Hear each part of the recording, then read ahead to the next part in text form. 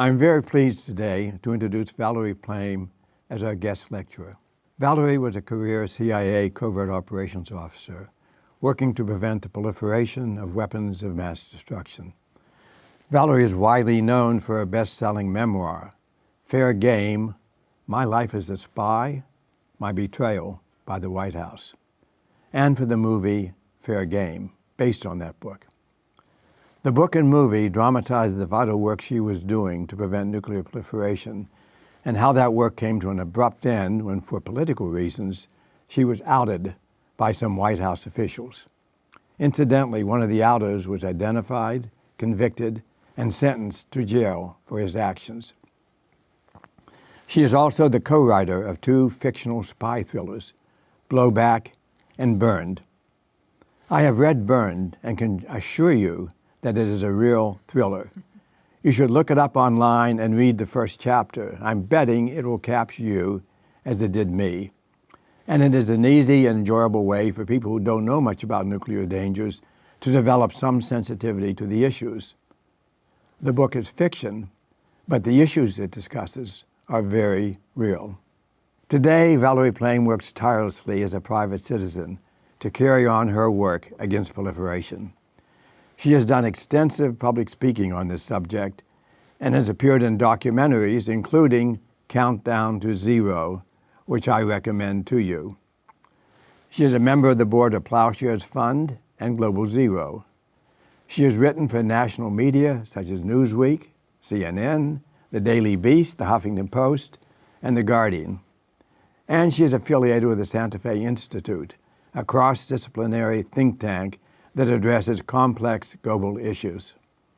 This is not a complete list, but it is illustrative of her extensive activities, and we are truly honored to have her speaking to our online class.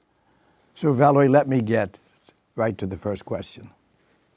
In your career at the CIA, how is it that you got involved in nuclear proliferation, and what drew you to this work? Thank you for having me, Dr. Perry. The CIA really did not focus on nuclear counterproliferation until about the mid-90s. I think the incident that really set them thinking was the sarin gas attack on the Tokyo subway, 1996, I think it was. And I think for the first time, the people throughout the government that focused on these weapons of mass destruction, nuclear, chemical, biological, really started to come together and realize we need to set up a transnational effort to look more seriously at these weapons of mass destruction. And that's where the Counterproliferation Division was born within the CIA. It was the first time that they brought together experts from throughout the government, operational officers such as myself, analysts, some of the world's best at more technical issues surrounding WMD, all together. So I came to it because at that point in time, the CIA was, I think, struggling with its raison d'etre. The Soviet Union had fallen. That was, now what do we do? The whole issue of climate change had not yet really entered the consciousness of our public, certainly not mine. And I thought, I want to work on something that's really meaningful. So that's how I decided to focus on nuclear counterproliferation. My academic background, such as it is, was really liberal arts, international affairs. So it's not like I came to it as a nuclear physicist, but I cared deeply about it. It was truly existential in nature. And I thought the CIA was one of the few entities in the world who could do something about it. So the proliferation that your division was concerned with involved proliferation to other countries or proliferation to maybe terror groups? Both. Both. Absolutely. Yeah. And the proliferation was not just nuclear, it also considered chemical biological and chemical as well. Indeed. As you know, in this online course, we are trying to provide information to our participants about the threat of nuclear terrorism. And in doing so, to answer questions about who the terrorists are, what they want, and how they could get their hands on the material to make a nuclear bomb. So the first question on that to you is, what is the extent of loose fissile material in the world? Which countries pose the greatest dangers?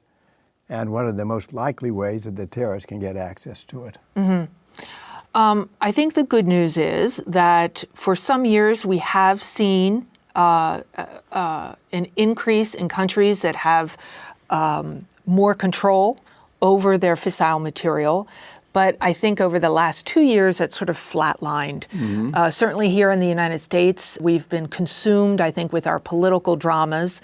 And even though nuclear security is really at the top of our concerns, it's been overtaken by a presidential election and concerns of Russian meddling and so forth. Because the top government officials who are supposed to be thinking about this are human, and they're distracted. There's something like 2,000 tons of HEU, highly enriched uranium, still around the world. What we don't have for sure is, despite the IAEA's best efforts, I don't think we still have in place anything approaching a global norm for how are we going to safeguard, how are we going to inspect, how are we going to hold countries accountable that fall short of what we need to do to actually secure this nuclear fissile material. As far as how do terrorists get a hold of this, I think there's 4 ways. The first one is steal a nuclear weapon. It's hard, but it's not impossible. As you know, a couple years ago, 80-some-year-old nun and 2 accomplices cut through the fence at Oak Ridge National Laboratory in Tennessee and got really close. I mean, that doesn't say that they were anywhere close to stealing weapons. There are no completed nuclear weapons there. But it's clear that our security at all our nuclear sites needs improvement, vast improvement. The other way a terrorist could acquire a nuclear weapon is by stealing the raw materials, highly enriched uranium or plutonium. And they put together a pretty crude weapon, which doesn't take that much doing, much like what was dropped on Japan in August 1945. It can be done. Then, of course, there's dirty bombs.